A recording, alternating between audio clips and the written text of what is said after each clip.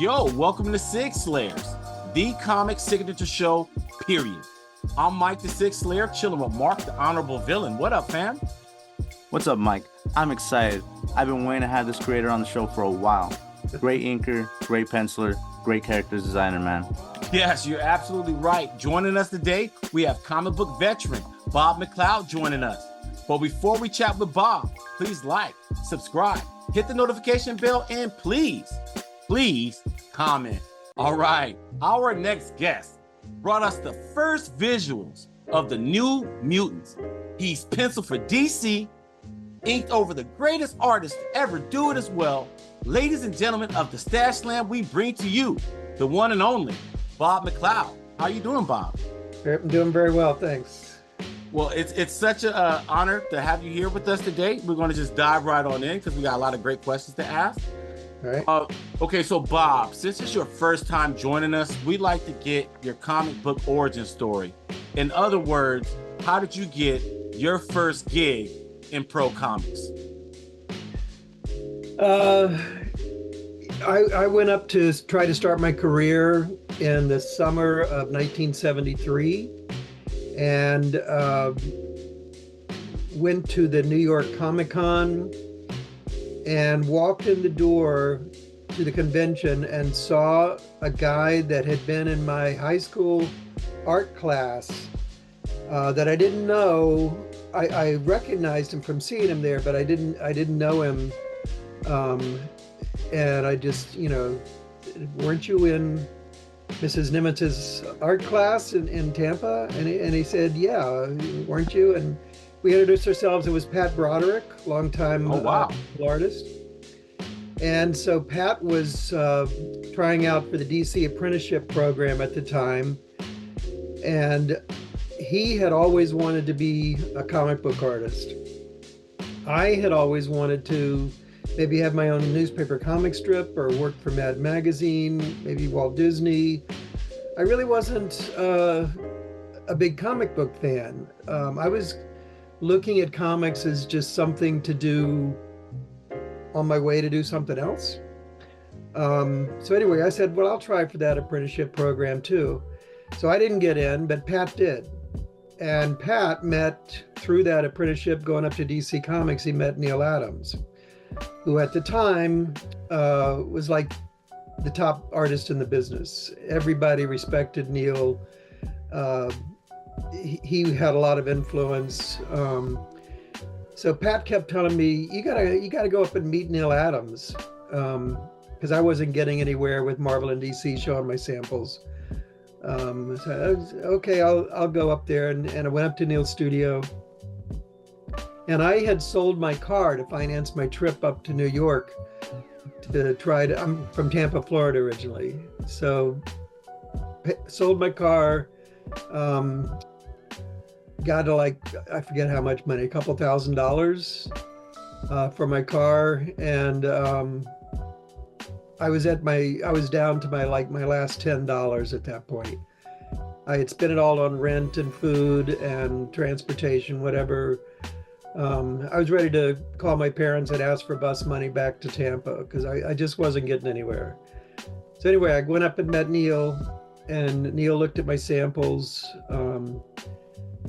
and he just said, well, what do you want?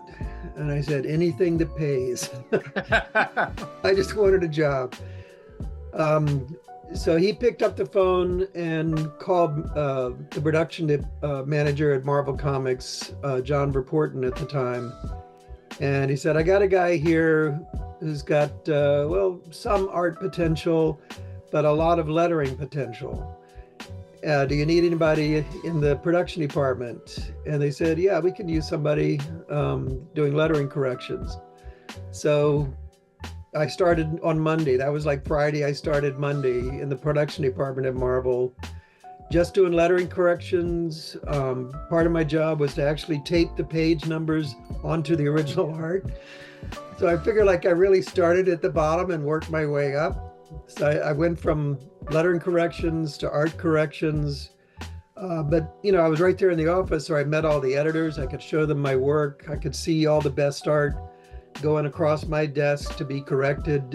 John Buscema's originals, Barry Smith's originals, all this wonderful art going across my desk. So I learned a lot really fast. And right next to me in the production department at the time, they had a couple inkers working right there in the office. It was a small company back then. It was like a little family business almost. Stanley's office was right down the hall. You could go in and say hi to Stan if you wanted. John Romita's office was right next to where I was working. Marie Severin was down the other way. So anyway, I was right next to Mike Esposito and Frank Giacoia, two longtime inkers. And Frank was kind of quiet. Mike Esposito was a talker. So he was always joking and had a lot to say. And he looked at what I was trying to do and he said, you can learn to be an inker faster than you can learn to be a penciler. And I had never thought about just doing inking. I just wanted to be an artist, and I didn't really think about inkers being a whole separate, line of work at that time. But I said, yeah, I'll give inking a try. So I started inking backgrounds for Mike Esposito, and I did backgrounds for Al Milgram and Klaus Janson. And then the next thing you know, they started offering me my own work as an inker. So my inking career kind of took off. And so what year was that when the inking career took off? Well, I went up there in the summer of '73, and by the time I started getting work, it was almost a year later. The spring of '74, and they started me on the black and white kung fu magazines that they had at the time. Hands of Shang-Chi, I don't know, there was a couple of them, and I started inking on those, adding Zipatone to other artists on those. They were getting black and white artwork from the Philippines, and they wanted tones on it. So I would add either Zipatone or ink wash tones onto their work. Finally, got my first color comic that summer, Kazar #7, if you want to look it up. It's a pretty awful job. And that was John Buscema breakdowns, which I don't know if you're familiar with his breakdowns, are really kind of the sketchiest, loosest of any artist in the business. And really difficult to ink if you don't know what you're doing. And I didn't know what I was doing. I was still learning inking at that point, and but I was looking for work, and John Report was in a panic because he couldn't find an inker for this job. And I said, I'll take it. And he really didn't want to give it to me because I was new and like I said, didn't really know that much about inking yet. But he was desperate. There was nobody else in town, and it was already late. So he said, reluctantly, he gave it to me and said, please don't screw this up. So I had a desk up at Neal's studio at the time, Continuity Associates. And Joe Rubenstein was around. It was before he started his career, so he was just kind of studying. And so he could draw pretty well. And he tightened up some of the figures for me before I would ink them. Not many, but a few. Klaus Janson would come up there once in a while. So Klaus inked a couple pages of the job for me. I showed it to Neal, and Neal inked a little head here and a little tiny arm there or whatever, a little bit, whatever he felt like. So it was kind of like a Crusty Bunker job in a way. And I had like a week to do it, and it usually takes, at least 2 weeks, 2 to 3 weeks, sometimes even 4 weeks to ink a job. And it was breakdowns, which takes even longer, but I had to do it in a little over a week or so. I think it was maybe 10 days. And of course, right at that time, my family decided to visit me from Tampa and wanted me to show them around New York. And I was like working every waking hour, sleeping 4 hours a night, trying to finish this job. It's the worst time they could have come up to visit. So I said, go have fun in New York. I got to do this job. But I got it finished, and I guess it wasn't too awful because they kept giving me work after that. I gotta ask because I met Neal. We're from the West Coast, and Neal has a comic book shop. Had a comic book shop called the Crusty Bunker. But I wanted to get your experience about the Crusty Bunker. What is the Crusty Bunker per se, and what was your role there, and what did you learn from it? I learned a lot. Pretty much anybody, any artist that came into Neal's studio could be a Crusty Bunker inker. So what it was Neal would get a job from Marvel, and he would kind of supervise and tell Marvel, I'm going to oversee it and make sure it meets a certain standard. And he would supervise it, but he would just say, take these and try to get some inking going on them, because I'm busy on this advertising work over here that pays 10 times as much. And when he got time, he would ink the main figures, and he wanted us to ink the backgrounds and the back secondary figures. And you could people were inking an arm here and a leg there and a bush there and just little piecemeal stuff everywhere. And incredibly, when the job was finished, Neal would go over it page by page and circle, it looks like Bob Mcleod inked this, and Rick Bryan inked this, and Klaus inked this. And he would pay us with his page rate, which was the highest ink rate in the business. And say, okay, well, Bob did maybe 10% of this page. So I would get 10% of his page rate for that page. So I worked like that. It was a great experience because I could watch Neal inking. Russ Heath was there at the time. I could watch him inking. He did some Crusty Bunker inking. I got to experience working on a page by John Buscema and other top artists, and seeing what other inkers were doing on that same page. So it was a great learning experience. So he can spot the different inking styles when it's a jam ink page. Can you believe it? Yeah, I mean, really, I can pretty much do the same thing. Once you learn about inking and see enough of a certain inker's work, everybody does everything differently, or at least in the 70s for sure, everybody had their own style. Nowadays, a lot of inkers look more similar than they used to. I think they have the same influence, but my inking style was different from Klaus Janssen's and whatever. So he could tell who was doing what. How did you get involved with the New Mutants, and what was your influences for character designs? That was really much later. That was 1982, almost a decade later. I had done a couple of fill-in issues on the X-Men that Chris Claremont had written, and Louise Simonson was the editor for, and they both liked what I did on the X-Men issues. So they offered me to pencil the X-Men every month, to be the regular artist on the X-Men. And then they said, but we also, we've got this new title. We're going to be starting up a spin-off of the X-Men. We don't have a title yet, and it's still, we're working out who the characters are going to be, what their powers are going to be, all this stuff.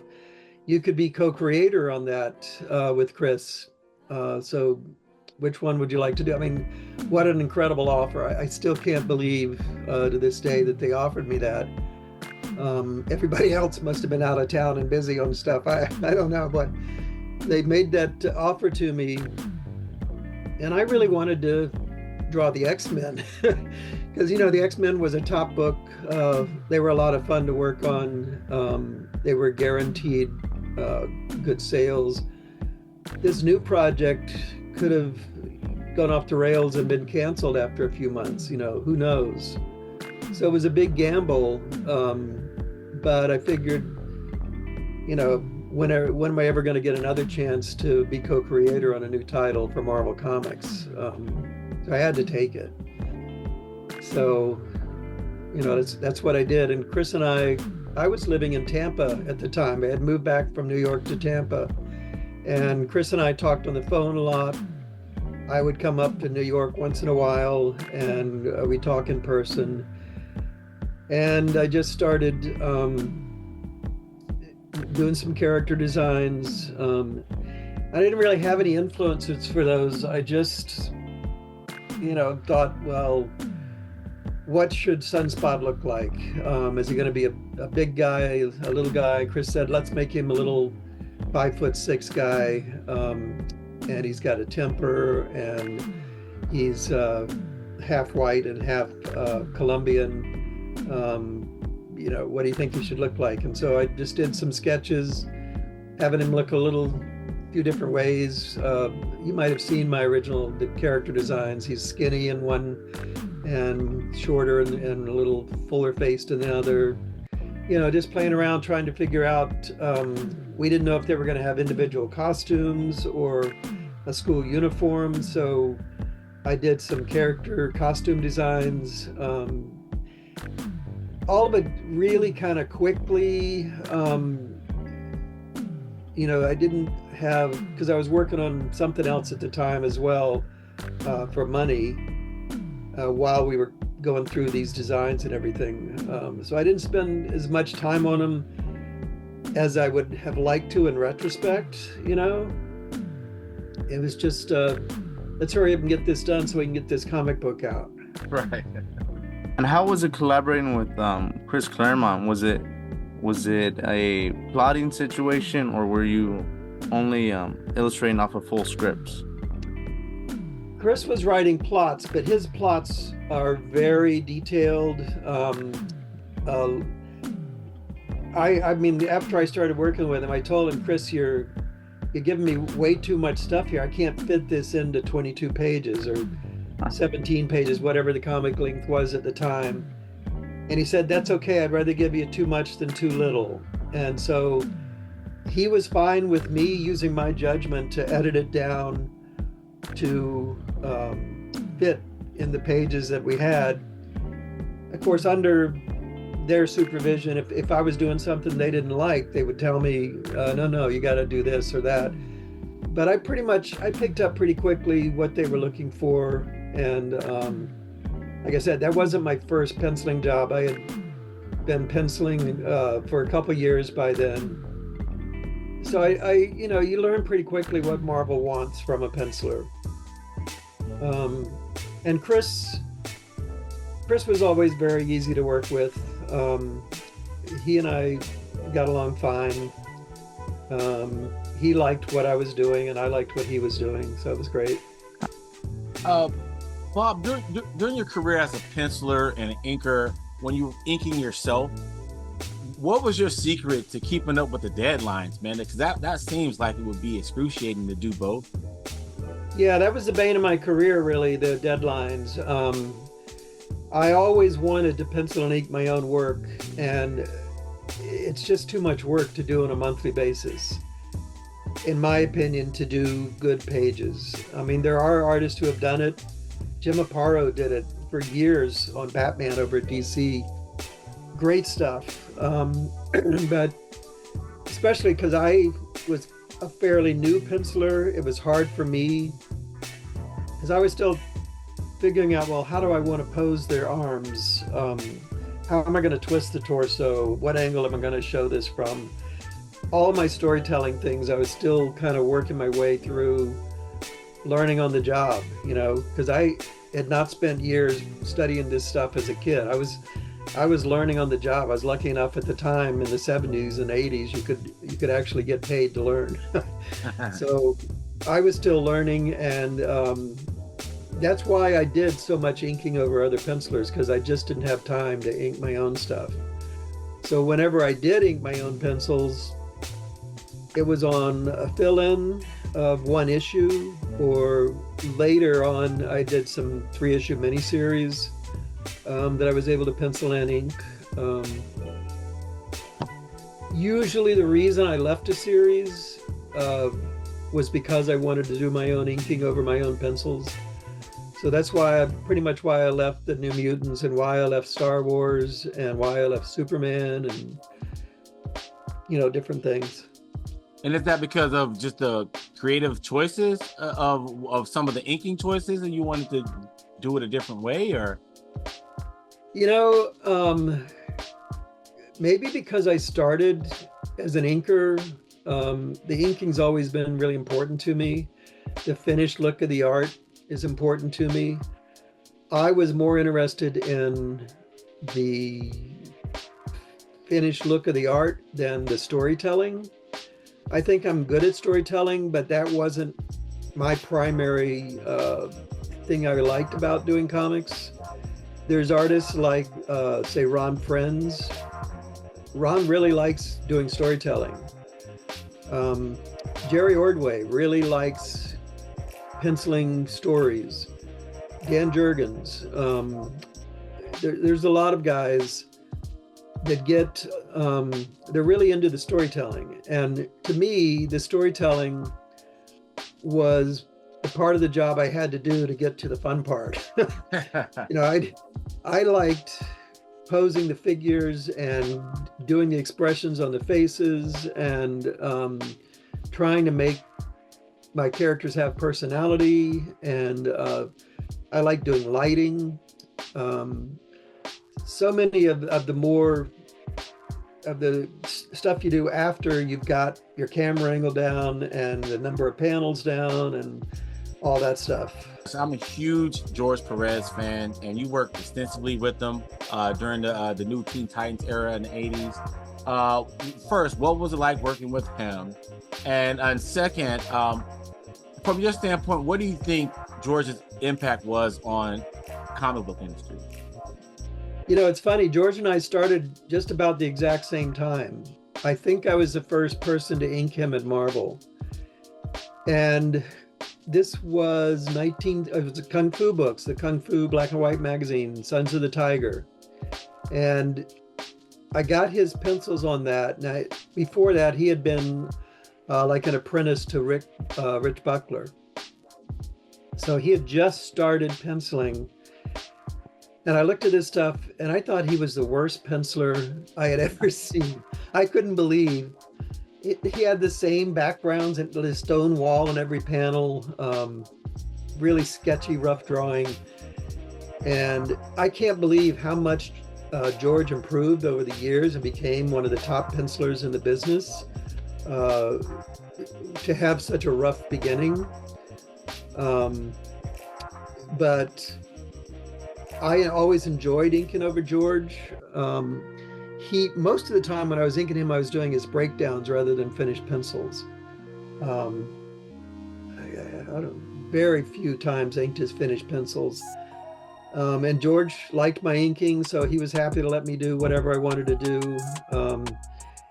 And I liked it because I could do the lighting and any kind of rendering I wanted on it, and just kind of use his storytelling and put a lot of my own style into it. So I thought we worked well together as a team. You would have had to talk to George to see what he thought, because he never told me. You know, you think everybody talks about all this stuff back and forth together, but a lot of times the inker and penciler never even meet, don't even know each other. So I had met George. I knew him as an acquaintance, but we didn't really know each other. Oh, wow. As much as we worked together. Yeah, huge bibliography. Yeah, almost never saw each other. You know, we're living in different places. And in the early days, you know, there weren't that many Comic Cons. So not that many opportunities for artists to get together. Bob, let's talk about the 90s. Superman, Wonder Woman. Share with us your experience on both titles, and which experience did you enjoy the most and why? People think I'm mainly a Marvel artist, but I've always done a lot of work for DC as well. In my early days and in my later days. It's funny, I was up at the turning in a job at the Marvel office. I had been inking Dale Keown on the Hulk. And Jerry Ordway came up to turn in something or to talk to somebody. And he saw me there and he said, "Hey, Bob, I always liked your penciling. Why don't you do more penciling?" I said, I don't know. I just kind of take what comes along, and I'm having a good time inking Dale Keown. And he said, well, we need a penciler on Superman right now. Would you be interested in trying out to ink one of the Superman titles? And the main comic I had read as a kid was Superman. I would buy Superman comics with my allowance or whatever money I made mowing lawns or whatever. And my sister would buy Archie comics and we'd swap. And so I would read Archie's and Superman. But like I say, I was never into comics that much. I was more into Mad Magazine, but I did read a lot of Superman comics. So to think about actually being the artist on Superman was like an honor, kind of I can't believe, I would actually be the Superman artist. But I remember, reading the Superman comics as a kid. So even though that was late into my career, that was like 15 years or more into my career, I had been doing the New Mutants and all this other stuff. You would think it was no big deal to me to draw Superman, but it was. So it was a great experience and very different experience from everything else I had done, because the editor, Mike Carlin, would get all the writers and artists and inkers and colorists into one room, and we would talk about what we were going to do with Superman over the next few months or the next year, the story arcs, and who was going to handle which story developments or whatever. There were 3 titles at the time, and Jerry Ordway was penciling one, Dan Jurgens was another, and I was the 3rd penciler. And it was a great experience. Mike Carlin was one of the editors who actually knew something about drawing. So if I did something that he didn't like, he could explain to me why artistically he didn't think it worked as well as I might do it a different way. Which I really appreciated, because most editors were writers and couldn't really tell you, or were too timid to tell you if they didn't like something. So I liked his feedback, and I liked working with Dan and Jerry and all the other people on the team. It was a really great experience. Along with that, this is interesting because you on one hand you said that inkers and the pencilers rarely met back in those days, but then Mike Carlin kind of brought the Superman squad together and kind of plotted things out. So my next question is about another collaborator, Brett Breeding, who you collaborated with on Superman. And so did you get a chance to meet Brett, and what was it like working with him? It's interesting. You asked me before about other inkers, why I wanted to ink my own pencils as opposed to somebody else inking them. What would I do differently? I've been lucky enough to have some of the best inkers in the business ink my pencils. I've had Tom Palmer, Joe Rubenstein, Brett Breeding, Mark Buckingham. A lot of good people inking me, but they all have their own way of doing things, just like I have my own way of doing things. And as much as I liked them and their styles, I never thought they fit my pencils as well as I did with my own inking. I'm not a stereotypical comic book penciler. I think because I was largely influenced by Mort Drucker or Mad Magazine coming up, where most people were influenced by Jack Kirby or Steve Ditko. So my drawing has, it's hard to, I could show you, but it's hard to explain verbally, but there's subtleties in the way that I do faces and heads and figures. They're subtle in different ways from a lot of other comic book artists, which isn't to say that theirs isn't subtle also, but it's in different ways. And so inkers often would tell me they had a hard time interpreting my pencils. John Dell, excellent inker, was really intimidated by inking my pencils. And you know, I gave him very tight pencils, but he put them off for a long time, kind of afraid to get started on it. And I'm not, you know, I can't look at it from their point of view, so I don't know exactly what about it is, but I've just never been that happy with any inker on my pencils. So Brett specifically, I think he's a great inker. He's a friend of mine. We see at each other at conventions. And of course, while I was on Superman, I saw him a lot.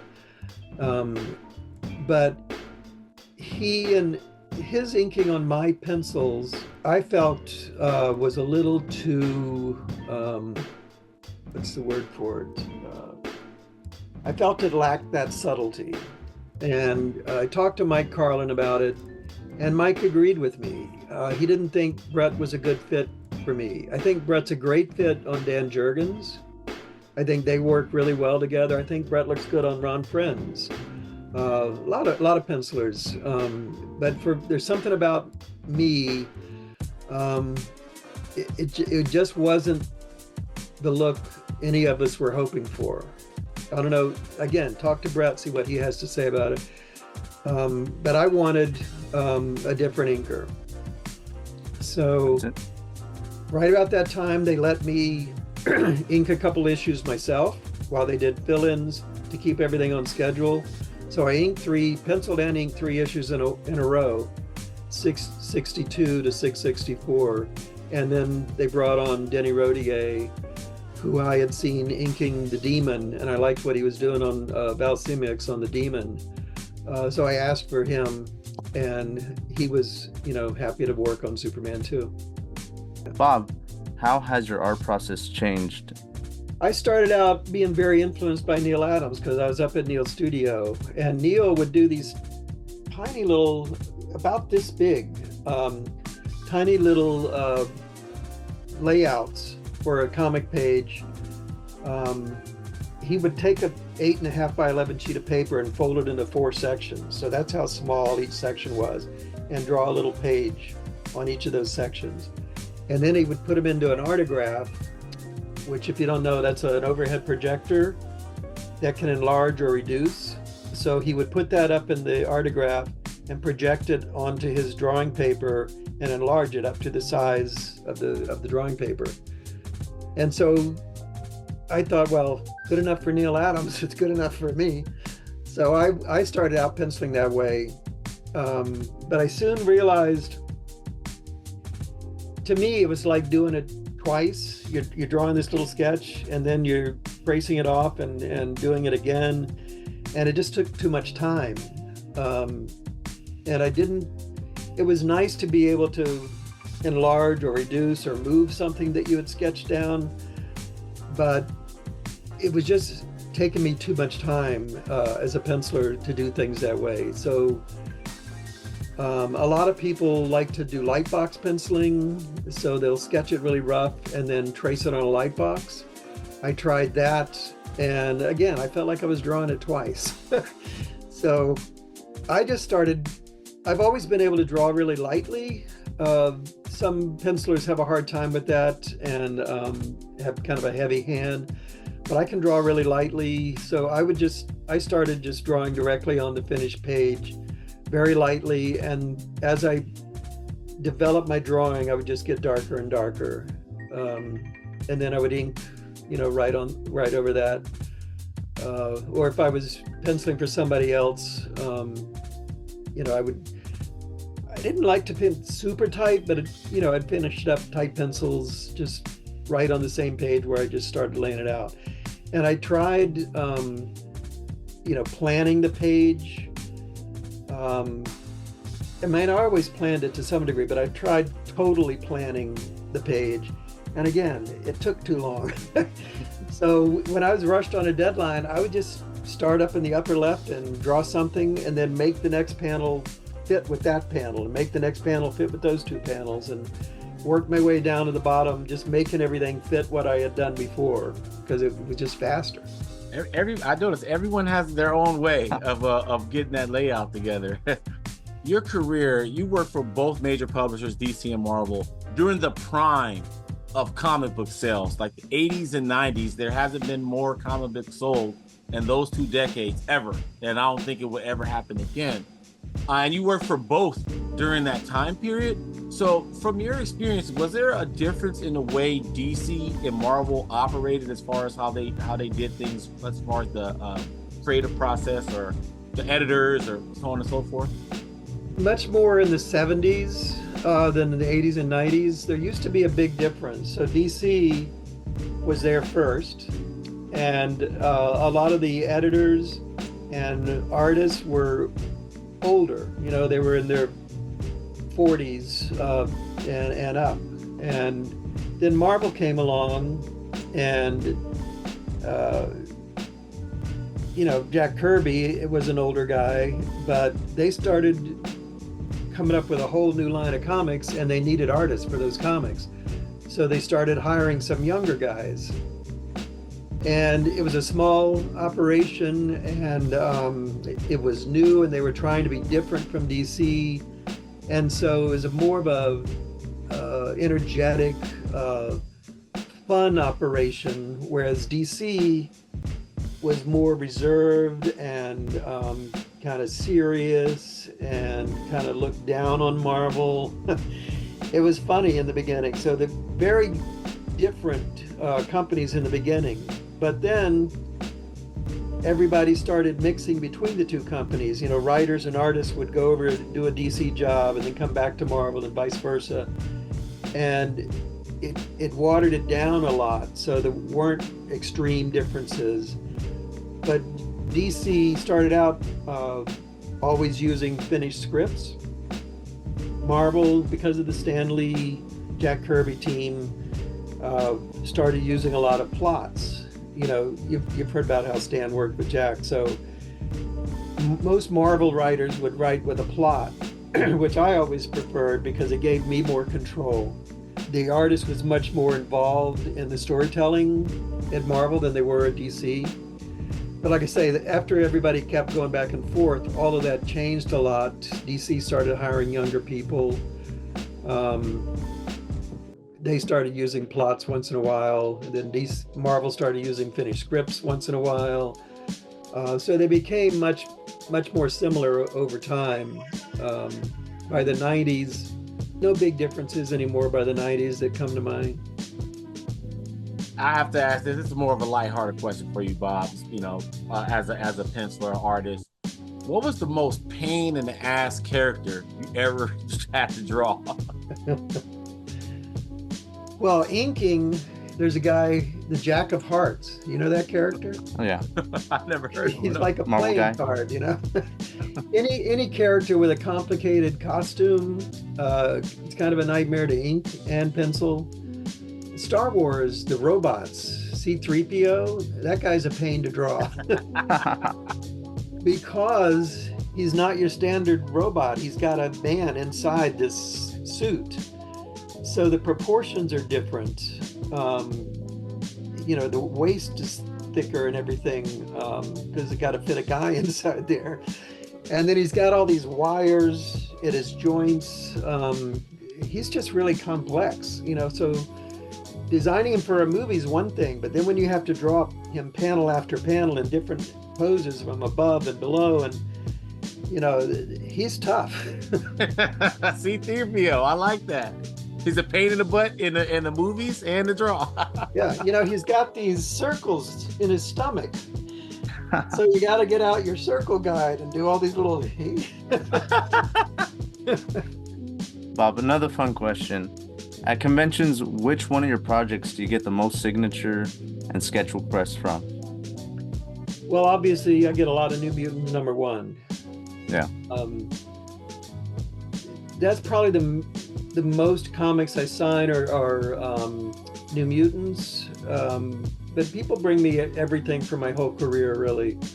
As far as doing sketches, I get a lot of New Mutants requests, mostly Danny Moonstar and Cannonball and Sunspot. Poor Rain doesn't get as much love as the rest of them. she's got her fans too, but I get a lot of requests to draw Spider-Man and Wolverine, the Hulk. Those are probably the top three, and then just every character really. Everybody has their own favorites, so a whole bunch of different requests. Well, Bob, we're at the end of the show. Last question: is there something that we haven't discussed that you want the fans to know about? Not really. I mean, at this point, I'm 73 years old. Everybody thinks I'm a little bit younger, but I'm 73 and ready to retire kind of from doing comics. I put in a long career that was a lot of fun, a lot of good times, but I'm not so interested in drawing panel pages anymore. So I still like doing covers. But right now, my main interest is doing some painting. I'm starting an oil painting, landscape painting, for a friend of mine that I'm looking forward to doing. I've never had time to do painting during my career. I was so busy doing comics, but I like color, and I like, I'm not a trained painter, so I'm kind of finding my way, but I like experimenting with paint. So that's what I'm into right now. Well, Bob, thank you so much for joining us. It's been an awesome interview. You always have a home here on the Sig Slayers station, so thank you so much. All right, thank you very much. Well, that's all for our show. If you like what you see, please subscribe and hit the like button. This is Sig Slayers. I'm Mike, speaking for Mark and Bob Mcleod. We are out. Peace. Sig Slayers. Nobody does it better. Supply pressure. Yeah. This is how we bring it all together. Sig Slayers. The comic book artists, the writers, the bestsellers. Yeah. We'll never stop. Sig Slayers. And best believe we'll never stop it. Copy the hottest comics on the market. Get it.